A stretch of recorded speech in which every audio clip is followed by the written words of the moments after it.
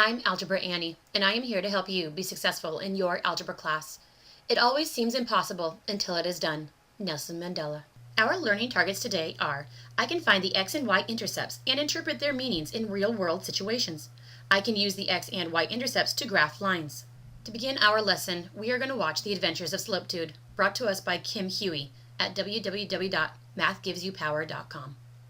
Welcome to the adventure of Slopedude. Meet Slopedude. He loves to ski. We are going to follow him and he'll teach us some important aspects of slope. This is the course he's skiing today. Again, what he says will teach us about slope. You need to remember that Slopedude always skis toward the right or eastward. When he starts out, he's going uphill. It's hard work. He says puff, puff, positive as he goes up the mountainside. Puff, puff, positive, puff, puff, positive, puff, puff, positive. Now he's at the top. It was puff, puff, positive all the way up the mountain. But now he can look forward to the downhill.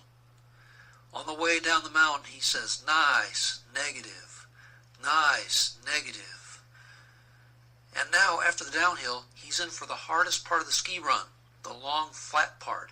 He says, this is zero fun. This is zero fun. This is zero fun.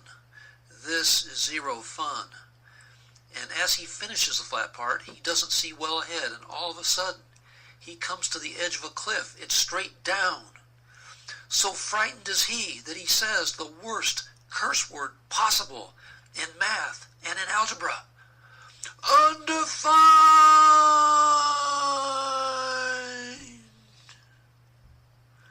This has been The Adventure of Slopedude. Remember always what he said during his ski trip. Up the hill or up the slope, he said, puff, puff, positive. On his downhill run, he said, nice, negative. On the long, flat part of the course, he said, this is zero fun. And finally, when he went over the vertical cliff and went straight down, he yelled the worst curse word of math and algebra, undefined. The uphill is a slope with a positive number, the downhill is a slope with a negative number, the flat part is a slope of zero, and the straight up and down or vertical part is undefined. This has been The Adventure of Slopedude. Thanks for viewing. So now we are using intercepts. So we have a coordinate grid with a line that's been graphed for us. Today we're going to be learning about intercepts. So this axis right here is called the y-axis. This axis right here is called the x-axis. If it crosses the x-axis, it is considered an x-intercept. Can you see where our line crosses the x-axis? Right here, I see it crosses the x-axis at this point, which means that this is our x-intercept. This line intercepts our y-axis and crosses right here. So this would have been our y-intercept. You can think of the intercept like an intersection in a street. Where does this intersect, or where does it cross the y-axis? That would have been the y-intercept. Where does it cross the x-axis? That would have been the x-intercept. That's where it intercepts the x-axis. So on your homework, you would have to say that the x-intercept was -4. You would have to say the y-intercept was -4. Since it says the y-intercept at -4, the y-intercept says it's the y-axis, and since the answer was -4, we know it was right there. Since it said the x-intercept, which meant it had to be on the x-axis, so we're here on the x-axis, -4, it would have been right there. So in the last problem, when we were asked to find the x and y intercepts, they gave us a graph, and we just found it by looking at the graph. You don't always get a graph. This time we have the equation of a line. So if all they give you is the equation of a line, there are two things that you need to do. Your first step is to find the x-intercept. And to find the x-intercept, you take the equation they originally give you, and you want x. I want my x-intercept. Since x is what I want, I'm going to change y to 0, and I'm going to see what I get. So 2 times 0 is 0, so this is 3x minus 0 equals 12. 3x minus 0 is just 3x. Divide both sides by 3. I get x to be 4. So I know that my x-intercept is 4. The next step, you could probably guess, if I wanted my x-intercept, and I did it there, I'm now going to find my y-intercept. So I'm going to find my y-intercept. So I'm going to use the equation they gave me. If I want my y is going to stay there. I want my y, which means the x is going to turn to 0. And so now I just need to solve. 3 times 0 is 0. So this is actually 0 minus 2y equals 12. 0 minus 2y is a negative 2y. This all equals 12. Divide both sides by a negative 2. I get y to equal a negative 6. So I know that my y-intercept is negative 6. And I'm done. Because all they asked was, what are your intercepts? It would cross the x-axis at 4, and it would cross the y-axis at negative 6. So now we're being asked to find the x and y intercepts of another problem that's been graphed for us. So on our coordinate grid, we have a line that has been graphed for us. The x-intercept is where it crosses the x-axis. So where does it cross the x-axis? My x-axis is right here. It crosses right here, and that is the number negative 2. So my x-intercept is at negative 2. It also asks me for my y-intercept. Y-intercept is where it crosses the y-axis. Here is my y-axis. Where is my line cross? Cross is right here. That doesn't have a number on it. I noticed that I was counting by ones, so that's actually the number 3. So my y-intercept is 3.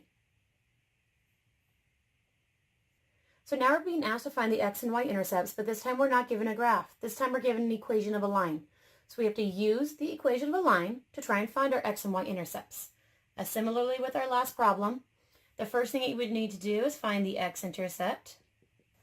And to find the x-intercept, you take the equation you were originally given. And I want x. It's an x-intercept. I want my x, which means my y is what needs to go away. So I'm going to make that y turn into a 0. And I still have my x because it's an x-intercept. I want my x. So now solve for x. 5 times 0 is 0. So this is negative 3x plus 0 equals 30. Negative 3x plus 0 is actually a negative 3x.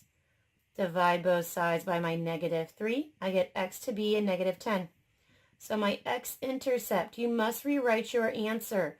It didn't ask me what is x equal. It wants to know my x-intercept. This is how you find your answer. Then you have to rewrite it as my x-intercept is negative 10. So that's my x. It also wanted the y. So I'm going to come over here and I'm now going to find my y-intercept. This is the equation that they gave us. And I want the y-intercept, which means I want y. So x is going to turn to 0. And just double checking, I wanted y. Y is still there. So I'm good to go. Negative 3 times 0 is 0. 0 plus 5y is just 5y. Divide both sides by 5. I have y to be 6. My answer is not y equals 6. It wanted what is the y-intercept. So you have to rewrite your answer so it actually answers the question. My y-intercept is a positive 6. So I have my x-intercept and I have my y-intercept, and I am done. So now they want us to use the knowledge of our intercepts with this equation and see if we could actually graph our line. So we have an equation. The first thing I want to do is I want to find my x-intercept. If I wanted the x, that means when I rewrite my equation, I actually still want x.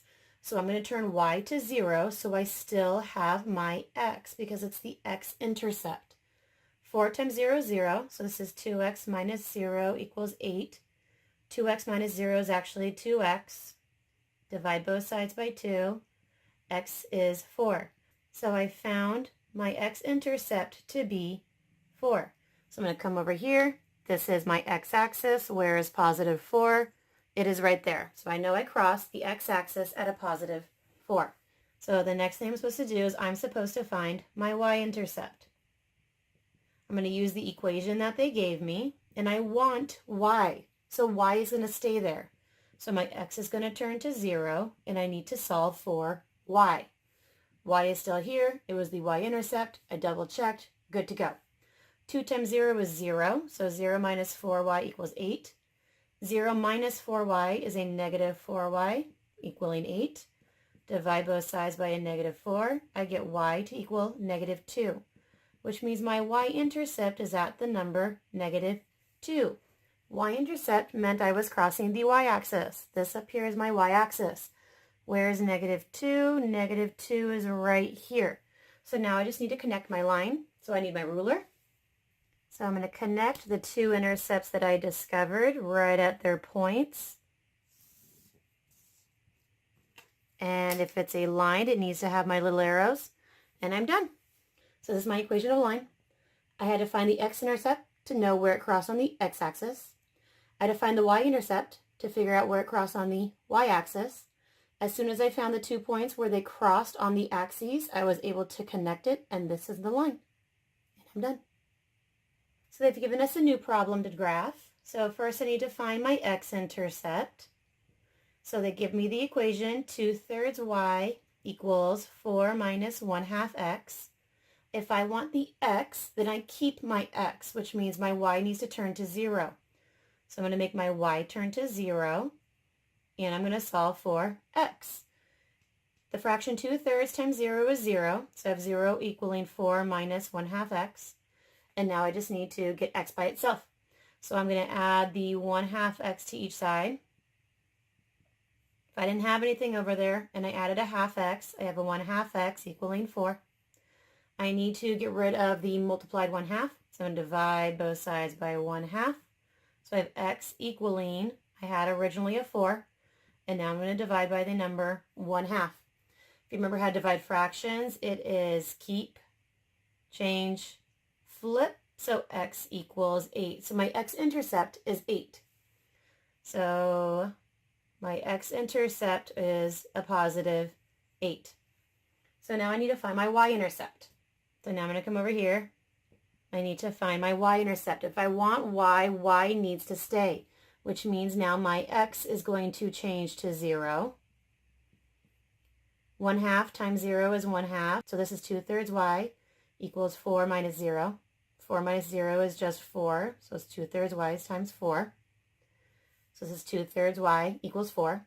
I want to undo multiplying by 2/3. I'm going to divide both sides by 2/3. So y equals my original number 4 divided by the number 2/3. If you remember how to divide fractions, it is keep, change, flip. If I were to multiply straight across, I would get 12 over 2, which actually gives me 6. So my y-intercept is a positive 6. So coming over to my graph, my x-intercept, this is my x-axis, was at the positive 8. Here is positive 8. My y-intercept, here's the y-axis, was at positive 6. Here is positive 6. I have 2 points. I know where my lines should cross, so I need to get my ruler. Make sure I'm right on the correct points. Connect them. I've connected. I'm not done unless my line has little arrows on it. Now I'm done. What did we learn today? I can find the x and y intercepts and interpret their meanings in real-world situations. I can use x and y intercepts to graph lines. And I look forward to seeing you tomorrow in class.